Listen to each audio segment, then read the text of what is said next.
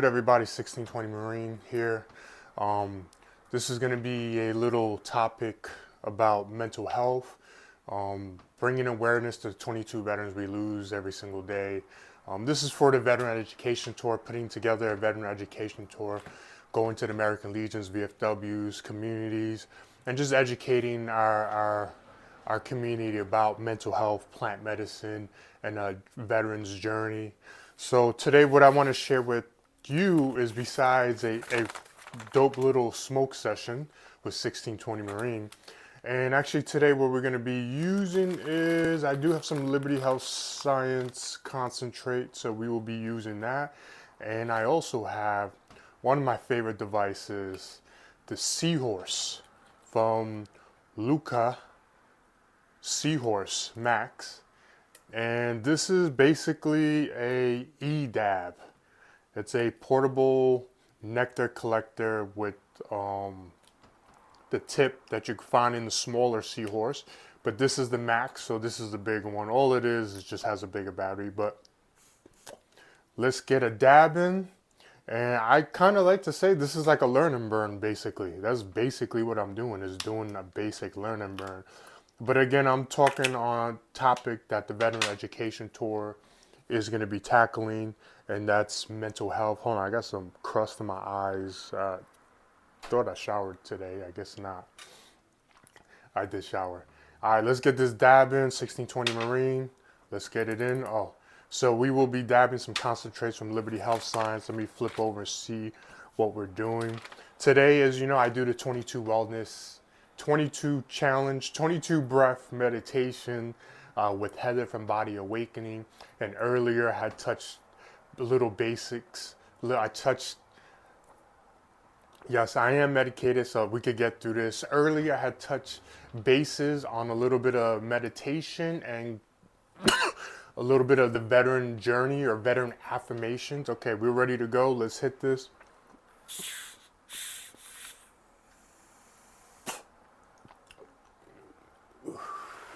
I blow green gases at my past raptors to release my traumatic chapters.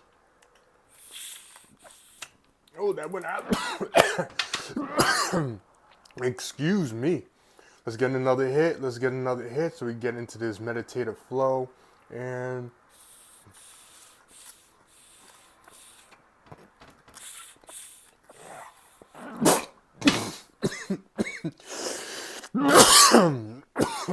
yummy. Strawberry. All right. I'm good. Let's turn this bad boy off and let's get in. If you you got it, burn it. If you got it, vape it. Whatever method you use. Let's get into this flow state. Learn and burn. Veteran Education Tour. All right.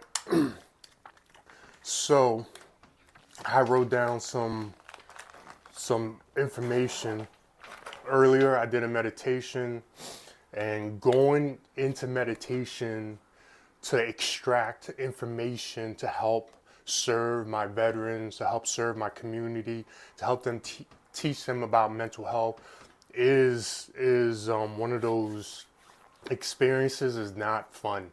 I don't enjoy it. I do not like leaving my current state of mind, 1620 Marine state of mind, and going into my traumas, going into my past scenarios, right? So I have to drop my, what's it called? I have to drop my frequency, my vibrations, to go into that state of mind, because when I was operating in that state of mind, I was in a low frequency. I was not the person I am now. I wasn't vibrating at the vibration I am now. So I got to go back into that. And that's difficult because that state of mind, going into that state of mind, especially for myself as a veteran, a Marine veteran, combat veteran, going into that negative state of mind is dangerous. It's a dangerous state to be in, because when I come out of it, I don't know if I will be able to handle some of the information or some of the emotions that come attached to basically coming out the matrix, I like to say, right? The VTM, veteran trauma matrix. So, when I go into that mindset, I'm going back 20 years when I was a young Marine, 0311, and basically I was in survival mode. It was kill or be killed, and it just was not the best place for me to be mentally. Mentally, with that state of mind, kill or be killed. Yes, in that environment, I thrived in, right? But as you come back home, it doesn't work the same way. So let's hit some of these topics that I want to touch real quick. So this is a little bit of psychotherapy. Remember, psychotherapy is part of your journey to wellness. It's part of overcoming mental health. It is psychotherapy. You need psychotherapy to operate in post-traumatic growth, right? So you need to understand, right? So going into the mind using meditation, going into the Marine state of mind is very seductive. So that's the problem with when I do psychotherapy and I go into my trauma, it's very seductive. And what I mean by that is, think about it. How many billions of people have paid billions of dollars to watch blockbuster movies about war, right? Saving Private Ryan, Full Metal Jacket, Black Hawk Down. I mean, the list goes on and on. Apocalypse Now. All these movies we pay millions of dollars to watch because war is seductive. There's something about it that intrigues everybody. That's why we go to the movie theaters and we watch violence. We watch all that stuff because it's seductive. It's part of war. So when I go into that mind state, when I travel deep into my mind, when I'm taking when I'm taking down the wall brick by brick and uncovering these demons that have been feeding me lies, these demons that have been there for years and decades. Sometimes I get into these traumas that seduces me, pulls me in, because that mindset is just so euphoric at that time, and basically, being a Marine, infantry Marine, trained for combat, and then I get my dream comes true. Being an infantry Marine, I train to fight, to engage the enemy, to close and destroy, right? So a lot of veterans don't get that chance. I was fortunate. Whatever the path for me was set was going to battle, right? And as we say in the Marine Corps, we're jolly green giants walking the earth with guns. So think about that mentality. That's no fear. We have no fear. And that mentality is very seductive, right? And also, too, like I said, 0311 infantry is trained to hunt, right? So it's very comparable to hunting because you're hunting your prey. Same thing, what we do is just more strategic and we have more firepower, but we are strategic in hunting our enemy. That's literally what I was trained to do. Locate, close with, destroy the enemy by fire and maneuver, right? So, and then the other thing is rage. In the Marine Corps, they teach you how to harness that rage into what you're doing. So whatever you see, whatever comes across your path, whatever obstacle, you're going to use rage to destroy that, right? Pure rage. And this rage is it's not a healthy rage. I don't think any rage is healthy, but I guess in those circumstances, rage was a benefit for us to help us focus, to help us have no fear, and it just really allow us to dominate, right? And kill bad guys. So the other problem is the psychotherapy part of going deep into your mind, right? You're trying to dismantle these walls brick by brick, and you're unlocking memories. So sometimes when you're going through a traumatic experience, your subconscious mind records everything and suppresses it so you don't even remember it. You just go through it, gets suppressed in the back of your mind, and you continue your mission, and then afterwards it might come up. weeks later might come up, months later, years later, even some cases decades later. Um, these memories and experience will surface.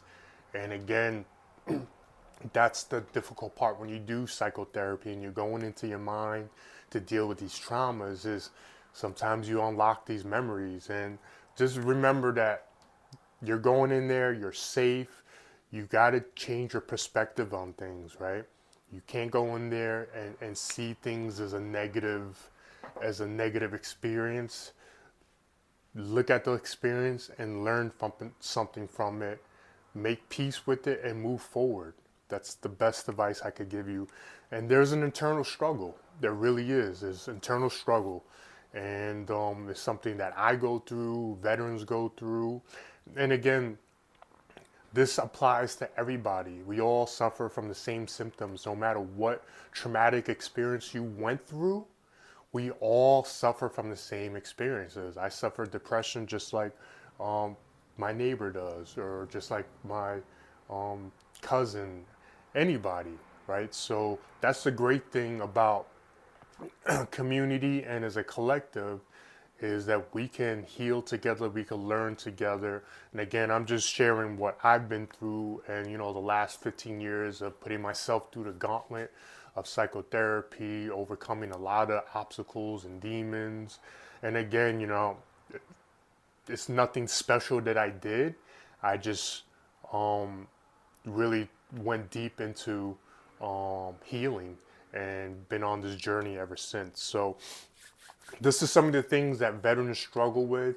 And in my case, I was in the invasion of Iraq, and that was 20 years ago. We're going to hit 20 years ago. So think about this, right? So for the last 238 months, right, the war started in 2003, March of 2003. From March 2003 to March of 2023, that's 238 months. That's 1,040 weeks. That's 7,274 days. And that's 174,576 hours of my life I've been thinking about one day. One day has haunted me for the last 20 years. And this question has been haunting me for 20 years. Why do I miss it? Doesn't make sense. Something that has caused so much trauma in my life, so much depression, anger, suicide ideation, anxiety in my life. Why do I miss it? And that's been a question that's been playing in my head for the last 20 years. Why do I miss it? Why? If it's something that's, against your morals, something that's, not okay, like it just really, changed the path of my life. And this is a question that veterans go through all the time, especially when you're transitioning out of active duty into the civilian world, is dealing with these questions. And yeah, something that I've been dealing with. And the best answer I could give you is, why do I miss it? There is no answer. There is no answer. There is no answer. It's something, an experience unlike anything else. The euphoria, the adrenaline. I mean, you literally got a cocktail of neurochemicals being released: serotonin, dopamine, anandamide, serotonin, all these neurochemicals being released that help you operate at your highest performance. So it's just literally a crazy cocktail of adrenaline. Again, like I said, I think that's my closest experiences. Like I said, war is seductive to everybody. And let's take a little break and get into the next section.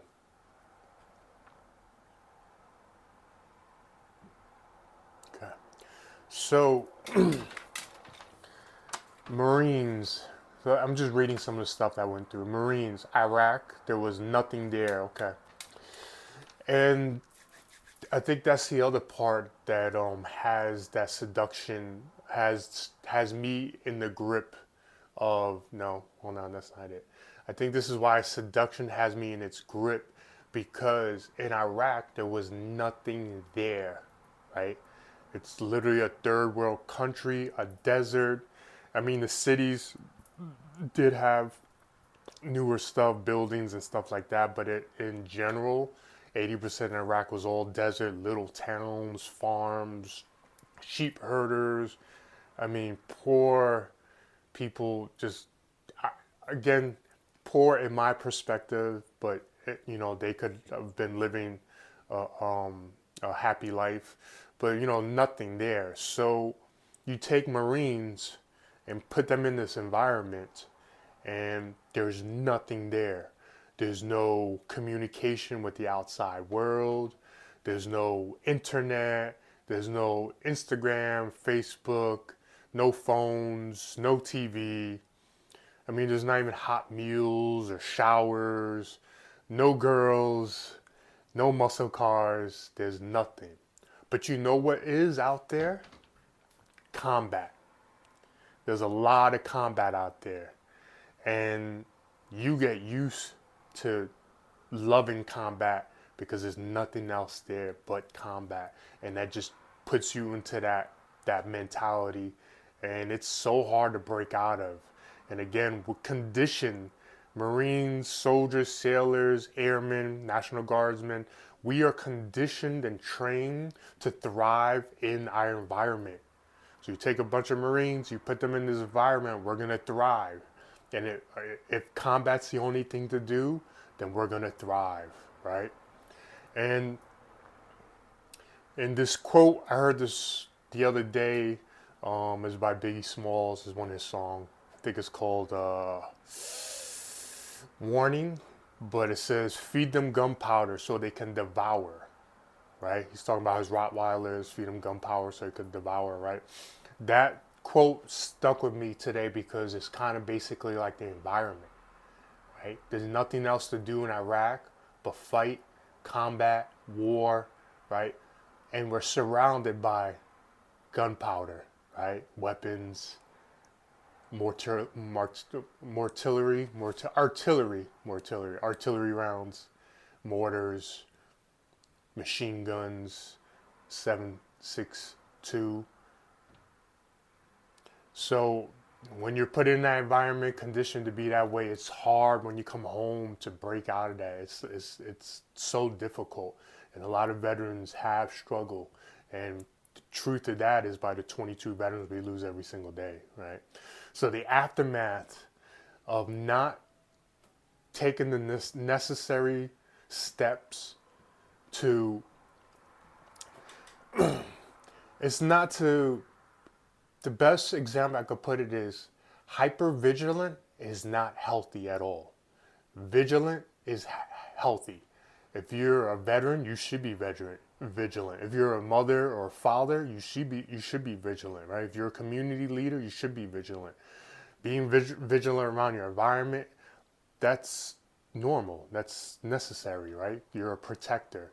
But when you're hyper vigilant, that's the problem. That's when it becomes a problem. That's when you get triggered. And remember, your environment, stimuli in your environment will trigger your PTSD. So it's important to make sure your environment is not filled with stimulus that's going to trigger you. And I'm going to give an example. This is not only for myself, but for everybody. But I really want to talk to my veterans.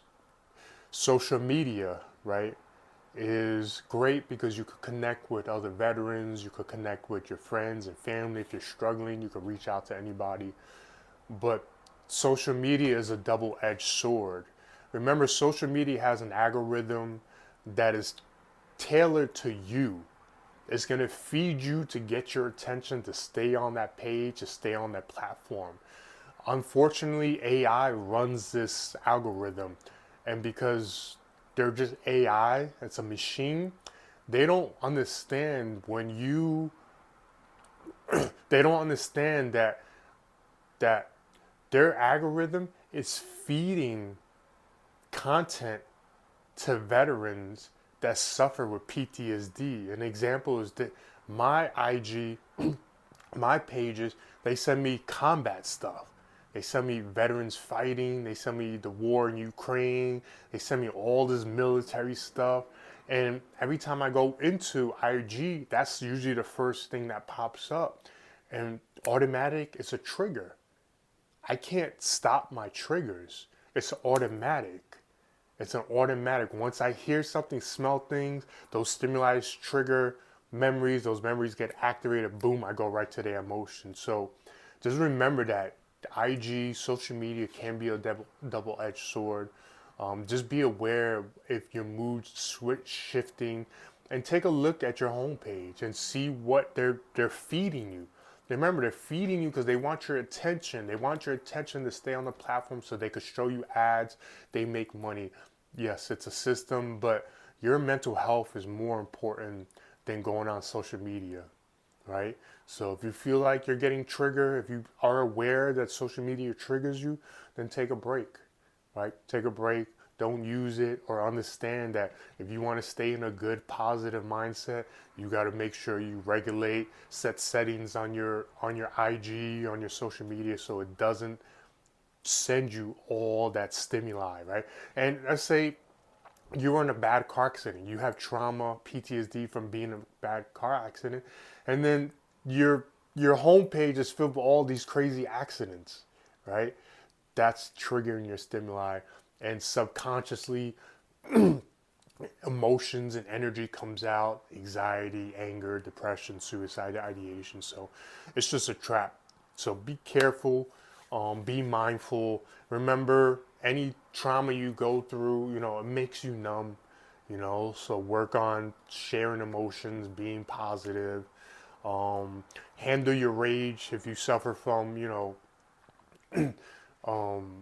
trauma that increases or heightens your anger and rage, you got to be aware. You got to stay away from high intense people, high intense environment, and put yourself around positive, vibrant people. And last but not least, remember, when you go into meditation, you go deep into your mind. Sometimes when you come back, it doesn't mean it's always going to be, it's not always going to be a positive feeling. It's not always going to be a positive journey. So make sure you have things set aside to put you back in a mental state. So when you go into that meta state, put stuff on the side that when you get out of it, you see it, it puts you back on track, right? For me, I have some of my cannabis stuff. For me, I have a picture of my family.